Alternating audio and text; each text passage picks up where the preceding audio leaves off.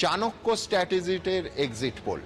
BJP এখানে এগিয়ে রয়েছে। বিজেপি পেতে পারে এই পশ্চিমবঙ্গের এই বিধানসভা ভোটে 150 থেকে 160টা আসন। তৃণমূল কংগ্রেস পেতে পারে 130 থেকে 140টা আসন। কংগ্রেস পেতে পারে 2 থেকে 4টে আসন।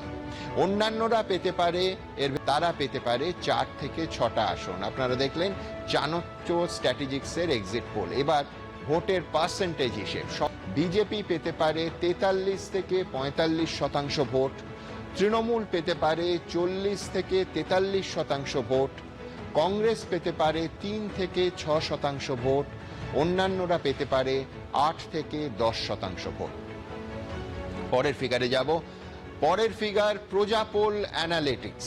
আবার বলছি প্রজাপোল অ্যানালিটিক্স তারাও বিজেপিকে এগিয়ে রেখেছে। এই এক্সিট পোল অনুযায়ী বিজেপি এ রাজ্যে এই ভোটে পেতে পারে 178 থেকে 208টা আসন, তৃণমূল পেতে পারে 85 থেকে 110টা আসন, অন্যান্যরা সবাই মিলে পেতে পারে 0 থেকে 5টা আসন। আমি এরপর যাব একেবারে ম্যাট্রিজ। আপনারা জানেন এরা ওপিনিয়ন পোলও করেছিল। ম্যাট্রিজের এক্সিট পোলে এখানেও বিজেপিকে এগিয়ে রাখছে ম্যাট্রিজ।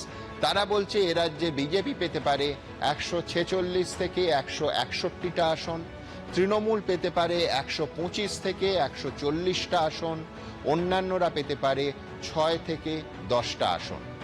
ম্যাট্রিজের পার্সেন্টের ভোটের শতাংশ হিসেবে যদি আসি, বিজেপি পেতে পারে 43% ভোট, তৃণমূল পেতে পারে 41% ভোট, অন্যান্যরা পেতে পারে 16%। পোল ডায়েরির এক্সিট পোল বলছে বিজেপি পেতে পারে 142 থেকে 171টা আসন, তৃণমূল কংগ্রেস পেতে পারে 99 থেকে 127টা আসন, কংগ্রেস পেতে পারে 3 থেকে 5টা আসন, বামফ্রন্ট পেতে পারে 2 থেকে 3টে আসন, অন্যান্যরা পেতে পারে 0 থেকে 1টা আসন।